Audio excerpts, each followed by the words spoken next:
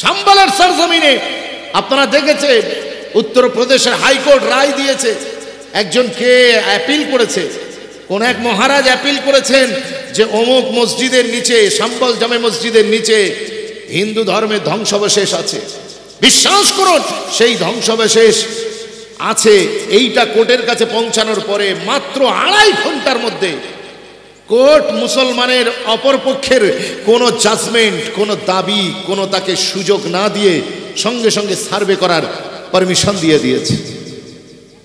আর কি আজীব তামাশা, ভারতবর্ষের কোর্টও আস্তে আস্তে কোন দিকে যাচ্ছে।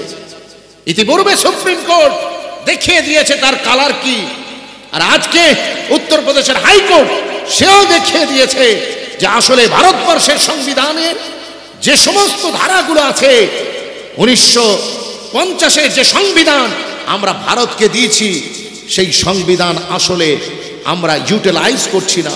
সংবিধান অনুযায়ী দেশ আমরা চালাতে ব্যর্থ হয়েছি। বিশ্বাস করুন, ভারতবর্ষের কোর্টের উপরেই এদেশের সংখ্যালঘু হিন্দু মুসলিম নয়, মুসলমান, শিখ, ইসাই, জৈন, পাদ্রী এদের ভরসা ছিল।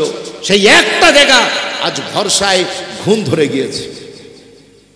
কোর্ট মাত্র 2.5 ঘন্টার ভিতরে কেউ একজন দাবি করলো, আর তার দাবির পক্ষে কোর্ট রায় দিয়ে দিল, যাও সার্ভে করো।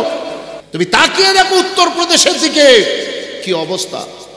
উত্তরপ্রদেশের সরজমিনে সিম্বল, তাই তো নাকি গো, হ্যাঁ, সম্বল নামক জায়গা যেটা আছে, সেই সম্বলে কি ঘটনা ঘটছে দেখেছেন। ইতিপূর্বে বাবরিকে কেন্দ্র করে আপনারা দেখেছেন সারা দেশে তোলপাড় শুরু হয়েছিল। আর এই সম্বলের যে মসজিদ, জামা মসজিদ, ওই সম্বলের জামা মসজিদকে কেন্দ্র করে মসজিদের নিচে নাকি মন্দিরের কোনো ধ্বংসাবশেষ আছে, সেইটা সার্ভে করার জন্য এসআইয়ের লোক তারা সেখানে গিয়ে সার্ভে করতে গিয়েছে। গিয়ে মসজিদের ভিতরে সেই মসজিদকে খুঁড়ে বের করার চেষ্টা করা হচ্ছে। মসজিদের পানির নল এবং যেখানে হাউস থাকে সেই পানিকে পুরো প্রবাহিত করা হয়েছে। মনে রেখে দেন, তাকে কেন্দ্র করে মুসলমানেরা যখন সেটা বাধা দিতে গিয়েছে, পুলিশ এখন নিরপেক্ষ, উত্তরপ্রদেশের পুলিশ আর নিরপেক্ষতার ভূমিকা পালন করছে না।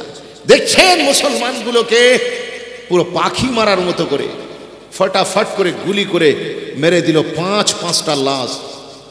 মায়ের 5টা তাজা রক্ত, মায়ের 5টা তাজা সন্তান দুনিয়া থেকে বিদায় নিয়ে চলে গেল। মাত্র 17 বছরের ছেলে, সেই 17 বছরের ছেলে টকবগে যৌবনের কোঠায় পা দিয়ে আমার যুবক ছেলেটা, সেও মায়ের কোল থেকে বিদায় নিয়ে চলে গেল। আল্লাহর ঘর মসজিদ বাঁচানোর জন্য তারা এসেছিল, তাদেরকে পুলিশের গুলিতে দুনিয়া ছেড়ে বিদায় নিতে হলো। তারা শহীদ হয়েছেন, আল্লাহ তাদের জান্নাতে জায়গা করে দিন, বলেন না সুবহানাল্লাহ। মনে রাখবেন মুসলমান, ভারতবর্ষে কি চলছে একটু চোখ কান খোলা রাখো না, দেখো না। ভারতবর্ষে এখনো তোমার সময় হয়নি, তুমি জেগে ঘুমাচ্ছ, কবে আর ঘুম ভাঙবে তোমার? তোমার নারায়ণপুরের মসজিদটা চলে গেলে তবেই তোমার ঘুম ভাঙবে নাকি? তোমার নারায়ণপুরের মাদ্রাসা, ইতিমখানা, খানকা, গোবরস্থান, কবরস্থান এগুলো সব হাতছাড়া হয়ে গেলে তারপরে তোমার ঘুম ভাঙবে। মনে রাখবে, সময়ের কাজ সময়ে যদি না করো তাহলে কিন্তু এর খেসারাত তোমাকে দিতে হবে। সময়ের কাজ সময়ে করতে হবে, ওয়ান টাইম করতে হবে। সাম্বালের সরজমিনে আপনারা দেখেছেন উত্তরপ্রদেশের হাইকোর্ট রায় দিয়েছে, একজনকে অ্যাপিল করেছে, কোন এক মহারাজ অ্যাপিল করেছেন যে অমুক মসজিদের নিচে, সাম্বল জামে মসজিদের নিচে হিন্দু ধর্মের ধ্বংসাবশেষ আছে।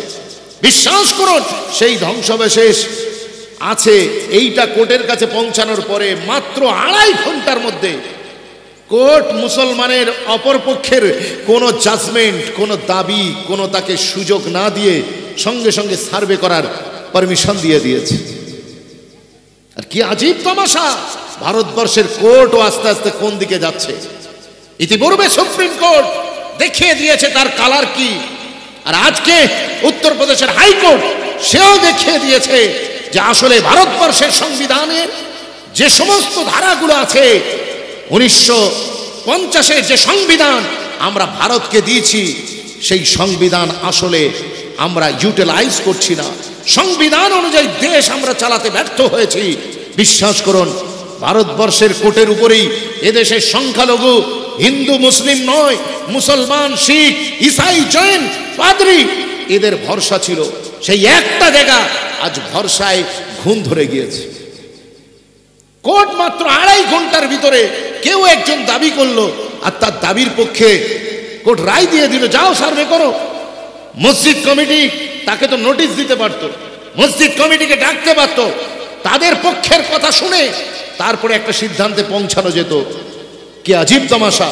আর ইসরায়েল লোক যাচ্ছে সেখানে ধর্মীয় স্লোগান, যে স্লোগানের কারণে ভারতবর্ষে শুধু মুসলমানরা নয়, মাঝে মাঝে নন মুসলিমরাও ঘাবড়ে যায়। সেই ধর্মীয় নামের রাজনৈতিক স্লোগান, সেই স্লোগান দিতে দিতে যাচ্ছে। ইসরায়েল লোক, সে তো গভর্নমেন্টের লোক, সে তো গভর্নমেন্টের লোক, সেখানে ধর্মীয় নারা কেন? প্রশ্ন করার কেউ নাই। মুসলমানের পক্ষে আজকে বলার মতো কেউ নাই। একের পর এক মুসলমানদের মসজিদ, মাদ্রাসা, ঈদগাহ, খানকা এসবের উপরে আঘাত হানা হচ্ছে। আর মনে করছে যে মুসলমানকে এইভাবে শেষ করে দেয়া হবে। কিন্তু মনে রাখবেন, তুমি কোন ফেরাউন হে? তোমার আগে বড় বড় ফেরাউন আর নমরুদ দুনিয়ার জমিন থেকে বিদায় নিয়ে চলে গিয়েছে। ইসলাম সেদিনও জিন্দা ছিল, আজও জিন্দা আছে।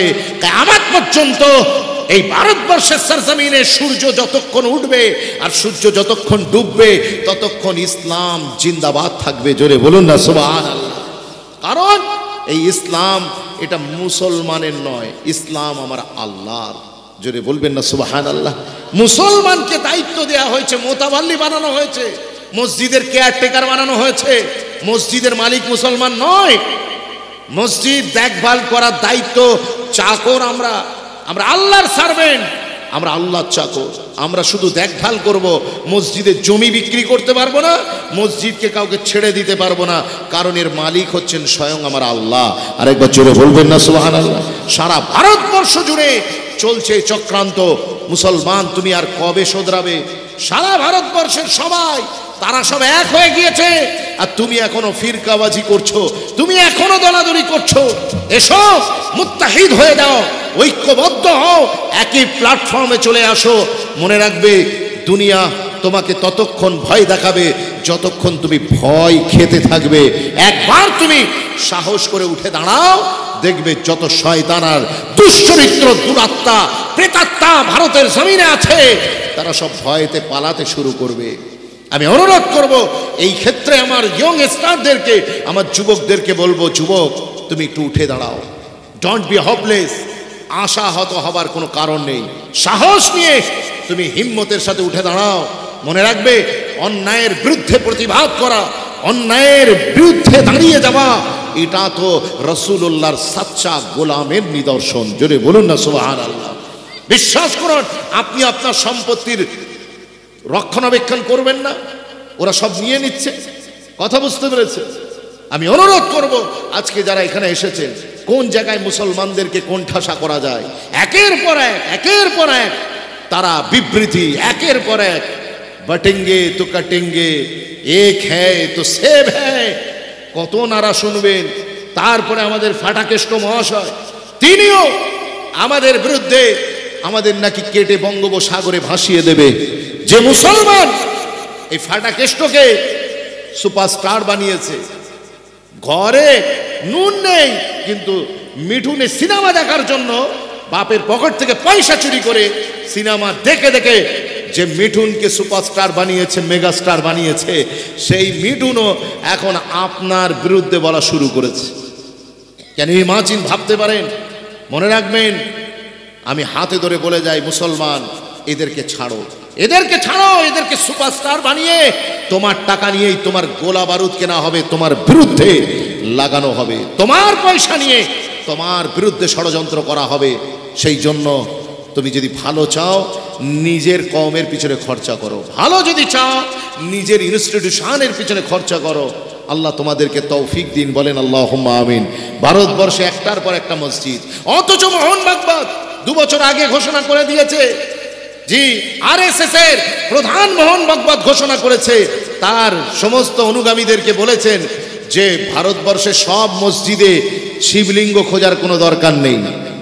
কথা বুঝতে পেরেছেন? আজকে তারপরেও তার অনুসারীরা, তার ভক্তরা ভারতবর্ষের প্রত্যেকটা মসজিদকে টার্গেট করছে। তাহলে কি আরএসএস এর প্রধানের কথা তার ভক্তরাও শোনে না? কি কথা ঠিক বলছি না ভুল বলছি?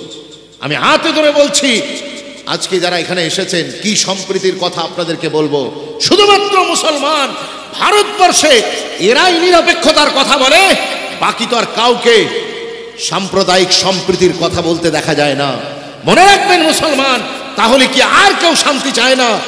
মনে রাখবেন, ঘর যদি পড়ে শুধু মুসলমানের ঘর পুড়বে না, সেই আগুন, যে আগুন আপনি জ্বালিয়েছেন মুসলমানের ঘর পোড়াবেন বলে, ওই আগুন কিন্তু সংক্রামক হয়ে আপনারও ঘর পুড়িয়ে ছাড়বে। কথা ঠিক বলছি না ভুল বলছি? কারণ আমাদের এখানে শুধু আমাদের ঘরের ছাদ নেই, আপনারও ছাদ আছে। ডক্টর রাহাত ইন্দোরি বলেছিলেন, জি এখানে শুধু আমাদের ঘরের ছাদ নেই, বরং তোমাদেরও কি আছে? ছাদ আছে। মনে রেখে দাও, এইভাবে যদি চলতে থাকে এমন একটা সময় আসবে পুরো হিন্দুস্তান আগুনে পুড়তে থাকবে। আর এই জন্যই কি আমাদের পূর্বপুরুষরা তাদের গর্দান কাটিয়ে শহীদ হয়েছিলেন। সবাই একসাথে মিলে কাঁধে কাঁধ মিলিয়ে নিজেদের জান মাল প্রাণ উজাড় করে ভারতবর্ষকে স্বাধীন করেছিলেন।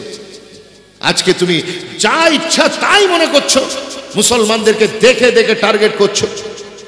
আমি অনুরোধ করব, এই করতে থাকলে তাহলে তো আবার নন মুসলিম অন্যান্যরাও তো তোমাদের মন্দিরের ভিতরে তাদের বুদ্ধিস্টের যে সমস্ত ধর্মস্থান সেগুলো সব খুঁজে পাবে। ইতিমধ্যেই শুরু হয়ে গেছে খেল শুরু হয়ে গেছে। তাহলে এই শুধু ভাঙাগোড়া হবে। ভারত কবে 5 ট্রিলিয়ন ইকোনমিক্স গ্রো করবে? কবে? ভারতের মানুষ 2 কোটি চাকরি কবে পাবে? ভারতের মানুষের প্রত্যেকটা মানুষের লাইফস্টাইল কবে উন্নত হবে? ভারতের মানুষের অ্যাকাউন্টে কবে লাখ লাখ টাকা জমা পড়বে? ভারতের মানুষ কবে তাদের স্মার্ট সিটি, স্বপ্নের স্মার্ট সিটি দেখবে? এই তো হয়ে গেল 10 বছর, হয়ে গেল, পার হয়ে গেল 10 বছর। এই করে করে তুমি ভারতবর্ষকে কোথায় নিয়ে যাচ্ছ? বাংলাদেশের চেয়েও আমরা অর্থনীতিতে আমার দেশ সোনার ভারত নিচের দিকে যাচ্ছে।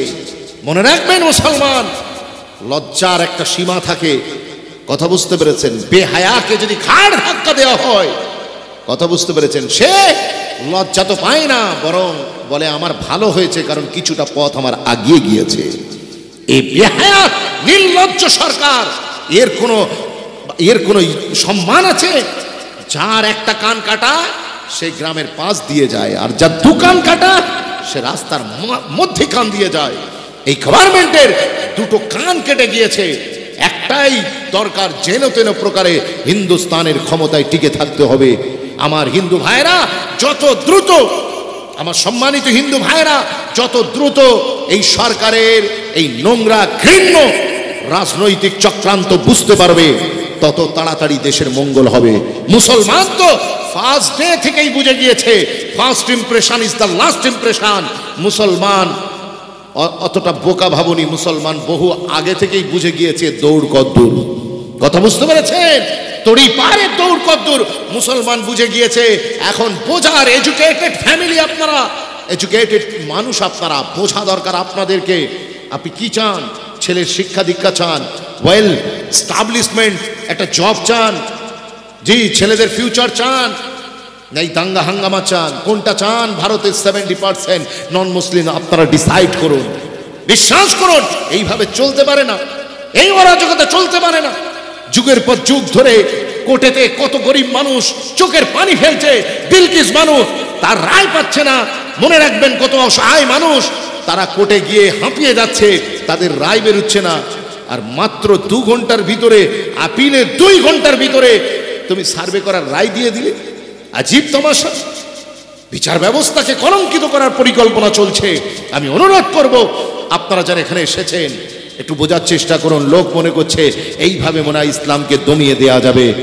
এ লস্কর ভি তোমারা, এ সরদার ভি তোমারা, लश्कर भी तुम्हारा, सरदार भी तुम्हारा। तुम झूठ को सच लिख दो, ये अखबार भी तुम्हारा। खूने मजलूम ज्यादा दिन नहीं रहने वाला, इस जुल्म का दौर ज्यादा दिन नहीं रहने वाला। इन अंधेरों का जिगर चीर कर एक नूर आएगा। अगर तुम फिराउन हो तो मूसा भी जरूर आएगा। जोरे बोलুন না সুবহান আল্লাহ। তোমরা মনে করছো যে এই অন্ধকার চিরকাল থেকে যাবে, মনে রাখবে এই অন্ধকারে সবচেয়ে বেশি প্রবলেম, সবচেয়ে বেশি আনন্দ হয় শিয়াল কুকুরদের। কথা ঠিক বলছি না ভুল বলছি? কিন্তু মনে রাখবেন তাদের আনন্দের কারণে সূর্য ওঠা বন্ধ হয় না, দিনের আলো ঠিক ফুটে ওঠে।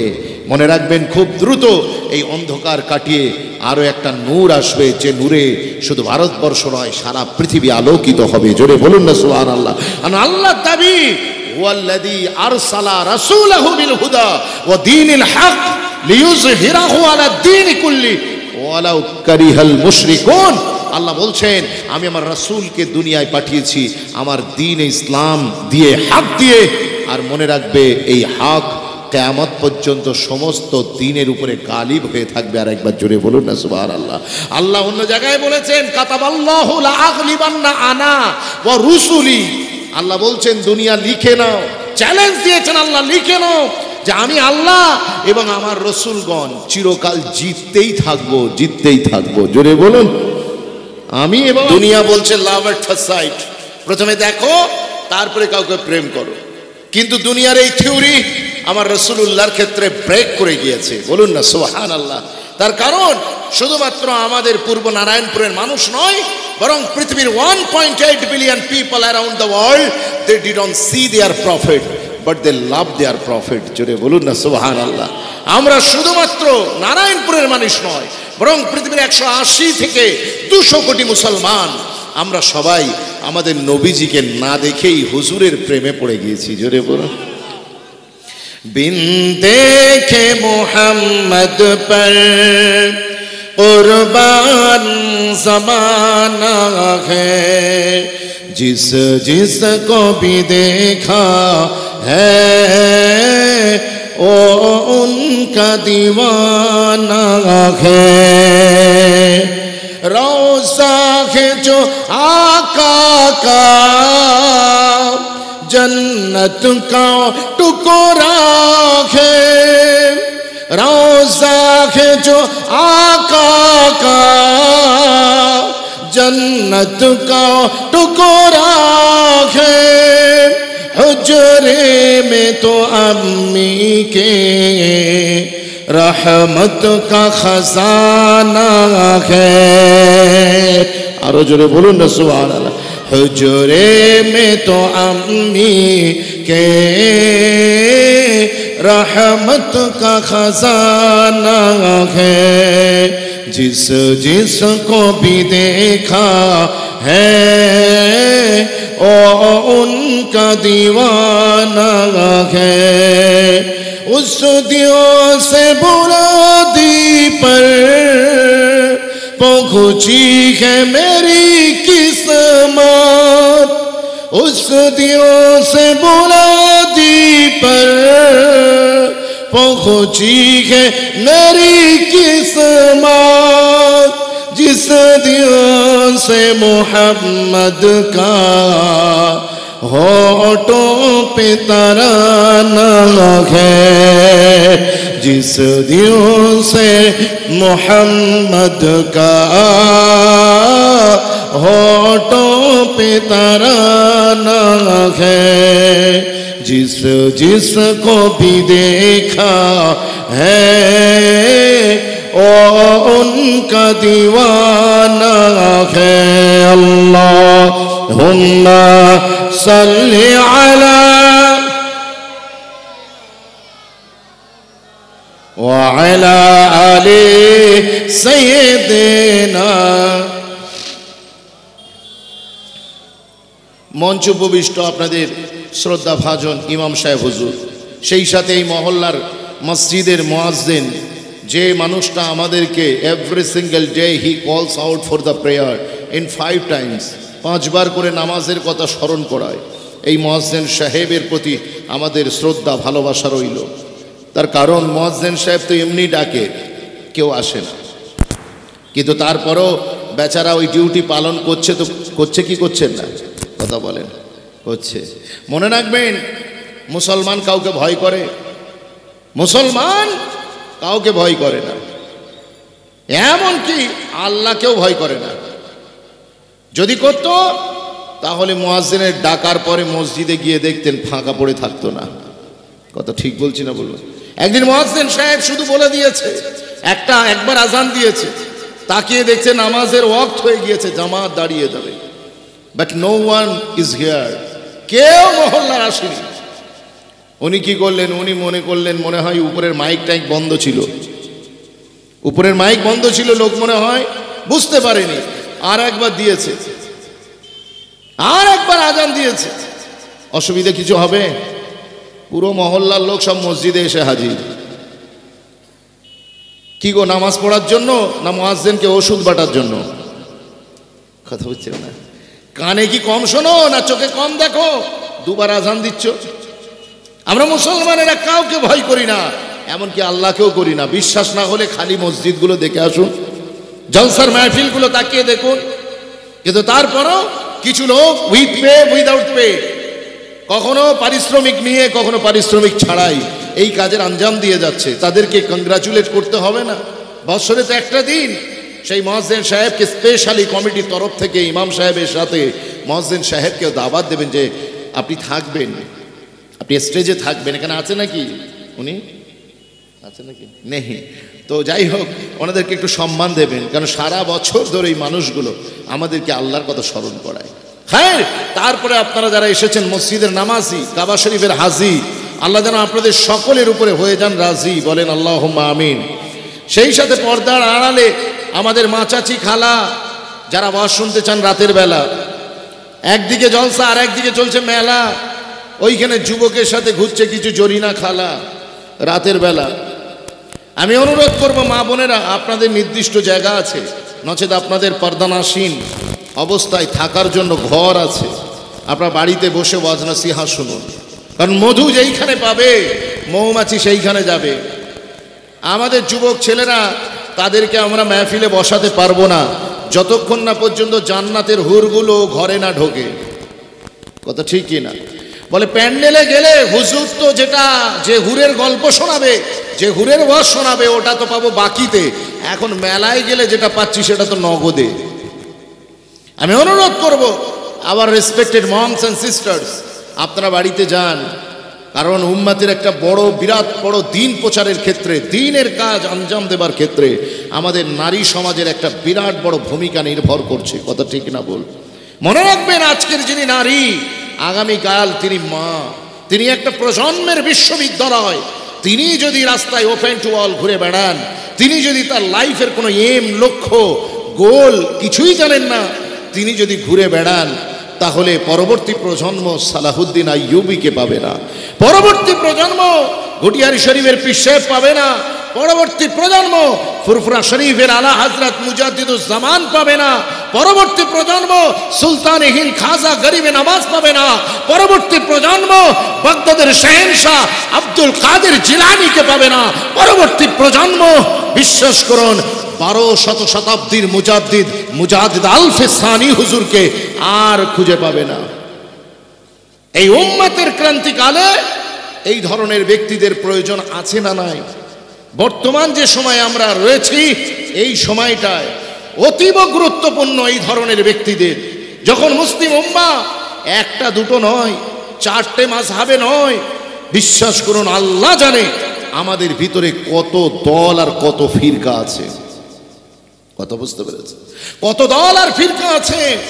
আমাদের এই মুসলমান যে ঘুমোচ্ছে তা নয়, বরং জেগে ঘুমাচ্ছে। সেই জন্য আজকে আমাদের শীতকালের ওয়াজ গরমে করলে হবে না, গরমের ওয়াজ শীতে চালালে চলবে না। আজকে মুসলমান, আপনি লক্ষ্য করে দেখুন, এই পুরো উম্মাহ একটা কোমার মধ্যে চলে গিয়েছে। এরা শুধুমাত্র যে ঘুমাচ্ছে তা নয়, বরং জেগে ঘুমাচ্ছে। সব জানার পরেও, কি নারী কি পুরুষ, তারপরেও সচেতনতা আসছে না, অ্যাওয়ারনেস আসছে না। আমি অনুরোধ করব মা বোনেরা, আপনারা পর্দানাসীনা অবস্থায় আমাদের মাহফিলগুলো শুনুন, কারণ আপনি এই উম্মতের একটা বিরাট বড় কন্ট্রিবিউশন রেখেছে। মনে রাখবেন, এই পৃথিবীতে যা কিছু আছে, অর্ধেক তার করিয়াছে নর, অর্ধেক তার নারী। এই পৃথিবীতে মা বোনেদের গুরুত্ব, মা বোনেদের কন্ট্রিবিউশন কতটা একটু চিন্তা করে দেখেছেন? মনে রাখবেন, সেই মা বোনেদেরকে আমি বলবো আপনারা একটু নিজেরা সংযত হন। আমি তো আপনাদের কাছে গিয়ে বলতে পারছি না, যুবক পুরুষদের কাছে গিয়ে বলতে পারবো, কিন্তু আপনাদের কাছে গিয়ে আমি বলতে পারবো না। আমার মাইকের আওয়াজ আমার সম্মানিতা, আমার ভালোবাসার যে সমস্ত বোনগুলোর কাছে পৌঁছাচ্ছে, আপনারা প্লিজ আপনাদের টেক ইউর সিট, আপনারা বাড়িতে বসুন। অযথা রাস্তায় ঘুরে এই মাহফিলের পবিত্রতা, এই মাহফিলের লুৎফ মজা এটা নষ্ট করবেন না। আল্লাহ আপনাদের সকলকে ইজ্জতের মাসনাদ দান করুন। বলেন আল্লাহুম্মা আমিন। একটু জোরে বলেন আল্লাহুম্মা আমিন। সম্মানিত উপস্থিতি, এমন একটা সময় আমাদের পূর্ব নারায়ণপুরের মানুষ নবী দিবস জলসা দেবে বলে ঠিক করলো। সময়টা বড় নাজুক, সময়টা বড় ভয়ঙ্কর, বড় মারাত্মক ডেঞ্জারাস একটা সিচুয়েশন চলছে সারা বিশ্ব জুড়ে, মুসলমানদের মধ্যে, নন মুসলিমদের ভিতরে, এবং স্পেশালি ভারতবর্ষের বুকে একটা কঠিন পরিস্থিতি চলছে। অত ঠিক বলছি না, ভুল বলছি? আমি তো বলবো যে কাজটা যে সময় করা দরকার সেই সময় করলে তবে তার মূল্যায়ন হয়। কত ঠিক না বল? এই সময় আপনাদের দরকার ছিল যে আমরা একটা দিক নির্দেশনা পেতে চাই, আমরা কি করব। আর বিশেষ করে আমার যুবকদের, ইয়ং সোসাইটিকে আমি বলবো, যুবকদেরকে বলবো, তোমাদেরকে আমি ধন্যবাদ দিয়ে ছোট করব না, কংগ্রাচুলেট করে আমি ছোট করব না, তোমাদের জন্য দিল থেকে আল্লাহর কাছে দোয়া করব যে তোমরা একটা ঠিক সময় বেছে নিয়েছো, যে সময়টায় তোমাদের এই ধরনের প্রোগ্রামের বড় দরকার ছিল। বর্তমান ভারতবর্ষ সহ পৃথিবীর প্রেক্ষাপটে এই ধরনের একটা জলসা আজকে আপনাদের এই এলাকায় হওয়া দরকার ছিল।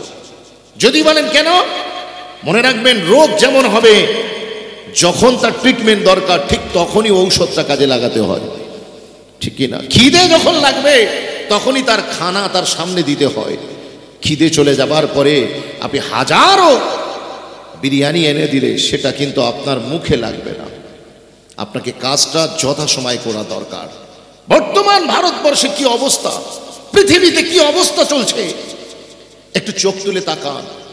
তার কারণ মুসলমান এমন একটা জাতি, আমার রাসূল পাক সাল্লাল্লাহু আলাইহি সাল্লাম বলেছেন, মুসলমান পৃথিবীর আরবি হোক, আজমি হোক, সে সিন্ধি হোক আর হিন্দি হোক, পাঞ্জাবি হোক আর গুজরাটি হোক, আমেরিকান হোক আর জাপানিজ হোক, পৃথিবীর যে কোনো দেশেরই হোক না কেন, যদি সে আমি রাসূলুল্লাহ আমার গোলাম হয়, এরা সবাই, আমি রাসূল বলছি, একটা বডির মতো।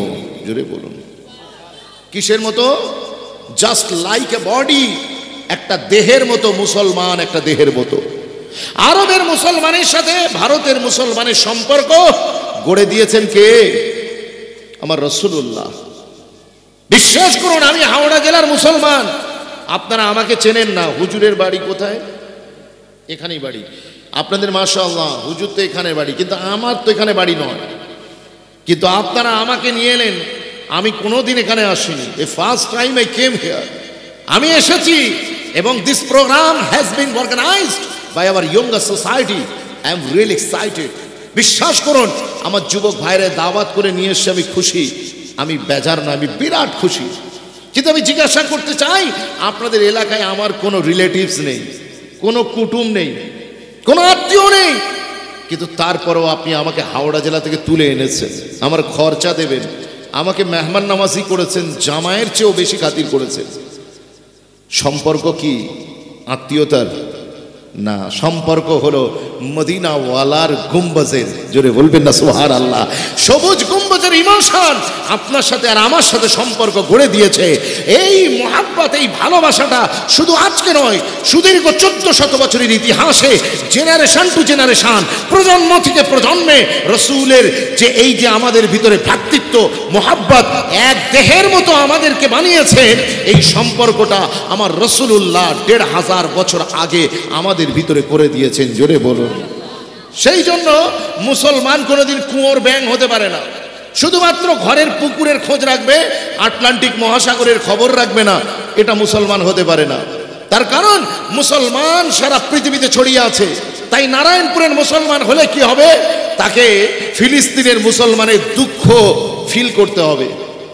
যদি সে সিনাই রাসূলুল্লাহর ভালোবাসা লালন করে, বিশ্বাস করুন, আপনি যদি ভারতের মুসলমান হন আর উনি যদি সিরিয়ার মুসলমান হন, আপনাকে তাকে সিরিয়ার মুসলমানটাকে ভারতের মুসলমানের দুঃখ অনুভব করতে হবে, যদি সে রসুলের গোলাম বলে দাবি করে। কারণ হুজুর বলেছে যে পুরো উম্মাদকে আমি একটা দেহের মতো বানিয়ে দিলাম। বলুন না সুবহানাল্লাহ।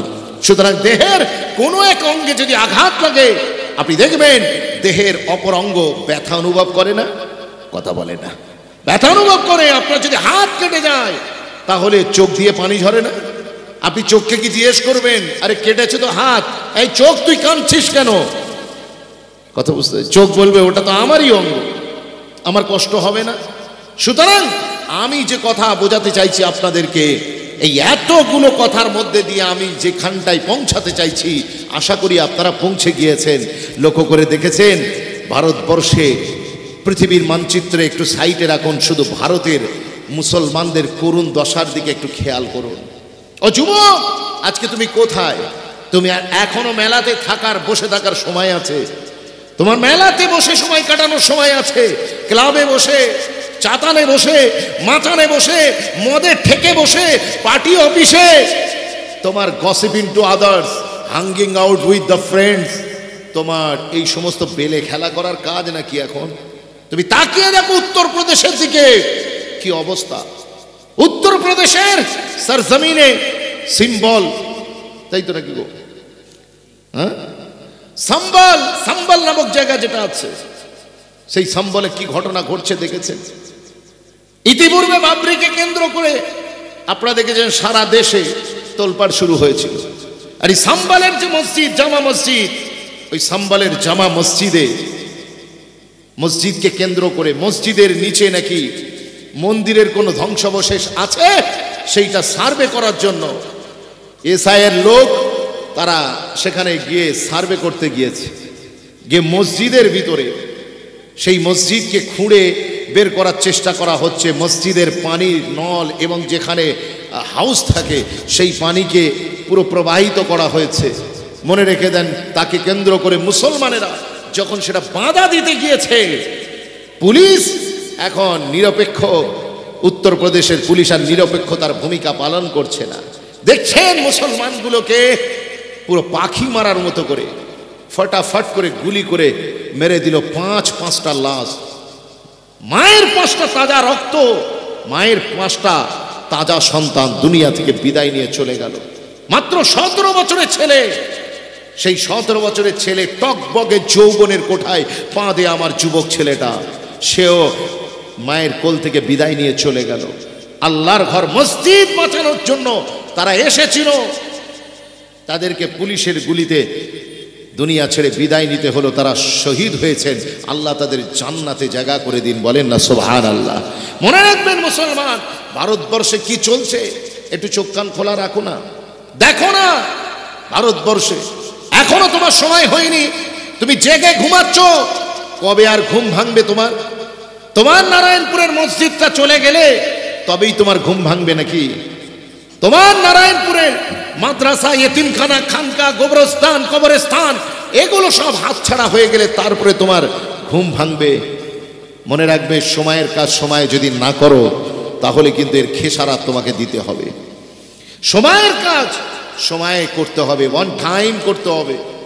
সম্বলের সরজমিনে আপনারা দেখেছেন উত্তরপ্রদেশের হাইকোর্ট রায় দিয়েছে, একজনকে অ্যাপিল করেছে, কোন এক মহারাজ অ্যাপিল করেছেন যে অমুক মসজিদের নিচে, সম্বল জামে মসজিদের নিচে হিন্দু ধর্মের ধ্বংসাবশেষ আছে।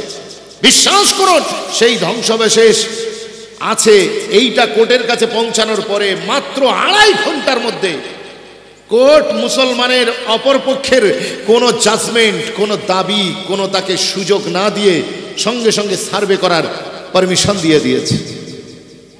আর কি আজীব তামাশা, ভারতবর্ষের কোর্টও আস্তে আস্তে কোন দিকে যাচ্ছে।